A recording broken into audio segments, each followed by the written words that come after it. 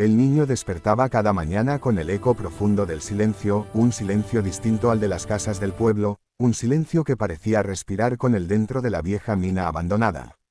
Las paredes de piedra estaban frías incluso antes del amanecer, y la humedad se pegaba a la piel como un recordatorio constante de que aquel no era un lugar pensado para vivir. Sin embargo, para él era hogar. Allí había aprendido a encender fuego con restos de madera húmeda, a aprovechar cada rayo de luz que se colaba por la entrada y a escuchar los sonidos de la montaña como si fueran advertencias o consejos.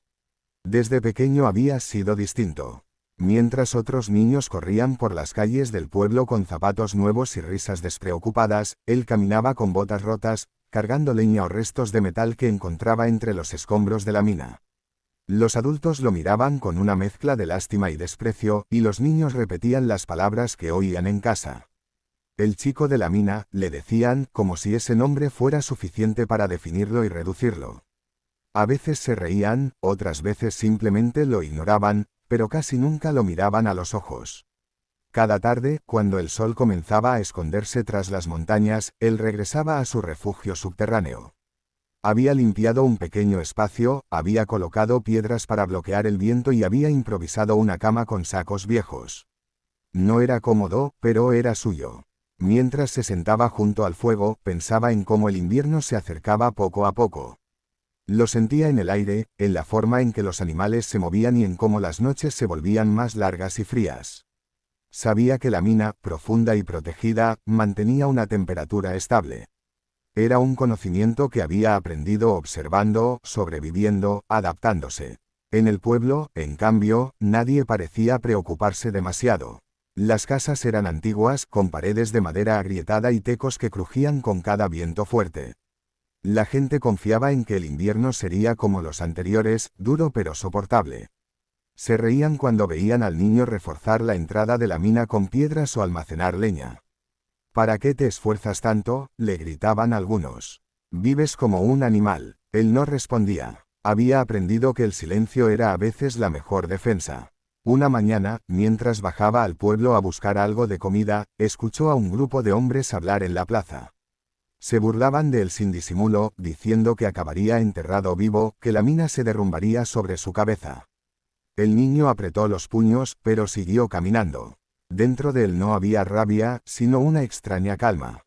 Sabía que la mina era sólida, que había resistido décadas de abandono y tormentas. La había explorado con cuidado, había aprendido dónde no pisar, qué zonas evitar.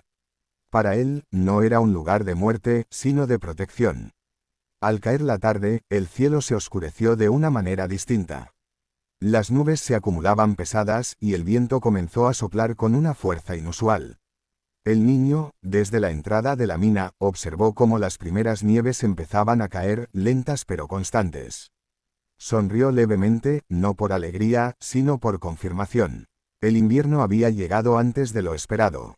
Esa noche, mientras el fuego iluminaba las paredes de piedra, pensó en el pueblo. Pensó en las casas frágiles, en los tecos débiles y en la gente que se había burlado de él. No sentía deseo de venganza, solo una preocupación silenciosa. Sabía lo que significaba una tormenta fuerte en aquella región, caminos bloqueados, frío extremo, hambre. Cerró los ojos y escuchó el viento aullar afuera, chocando contra la montaña, incapaz de penetrar en la profundidad de la mina.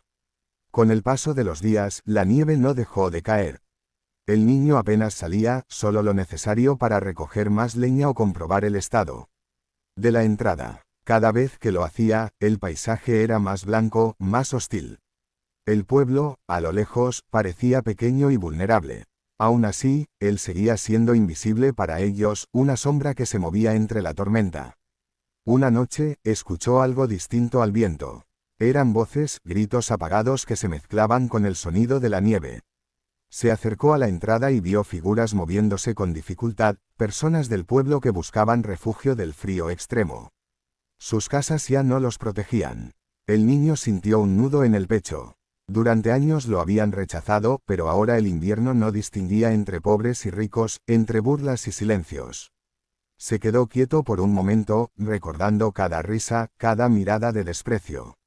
Luego respiró hondo y dio un paso adelante. La mina, su hogar, el lugar que todos habían despreciado, estaba cálida y segura. Sin decir una palabra, comenzó a despejar la entrada, dejando espacio para que otros pudieran entrar. En ese instante, sin discursos ni explicaciones, la historia del niño de la mina empezaba a cambiar, no por lo que decía, sino por lo que estaba dispuesto a hacer cuando el frío puso a prueba a todos. El primer paso dentro de la mina fue lento y desconfiado. Los habitantes del pueblo entraban uno a uno, con los hombros encogidos por el frío y el miedo, mirando a su alrededor como si esperaran que la roca se les viniera encima en cualquier momento. Sus rostros, antes llenos de orgullo o burla, ahora estaban pálidos, marcados por el cansancio y la desesperación. El niño se apartó ligeramente, dejando espacio, y señaló con la mano el camino hacia el interior, donde el aire era más cálido y el suelo estaba seco. Al principio nadie hablaba. Solo se escuchaba el crujido de la nieve derritiéndose en la ropa y el sonido irregular de respiraciones agitadas. El fuego, encendido desde hacía horas, iluminaba las paredes con un resplandor anaranjado que contrastaba con la oscuridad exterior. Algunos se sorprendieron al sentir el calor en el rostro, otros no pudieron evitar sentarse en el suelo, vencidos por el agotamiento. Nadie imaginaba que aquel lugar, al que siempre habían llamado tumba, pudiera ofrecer tanta seguridad. Una mujer mayor fue la primera en romper el silencio. Miró al niño con ojos húmedos y temblorosos y murmuró palabras de agradecimiento que apenas se oían. Él asintió, incómodo, sin saber cómo responder. No estaba acostumbrado a ese tono, a esa mirada. Durante años solo había recibido desprecio o indiferencia, y ahora esas mismas personas dependían de él para sobrevivir a la noche. Con el paso de las horas, más gente llegó. El viento afuera se volvió más violento, golpeando la entrada de la mina como una bestia furiosa que intentaba entrar. Dentro, sin embargo, la roca absorbía el ruido, y el mundo parecía quedar suspendido en un silencio protector. El niño se movía de un lado a otro, repartiendo mantas viejas, acercando a los más débiles al fuego, mostrando dónde sentarse sin peligro. Nadie le daba órdenes, todos lo seguían de manera natural, como si siempre hubiera sido así. Un hombre joven, el mismo que días atrás se había reído de él en la plaza, evitaba mirarlo. Tenía las manos rojas por el frío y la vergüenza pesaba más que el cansancio.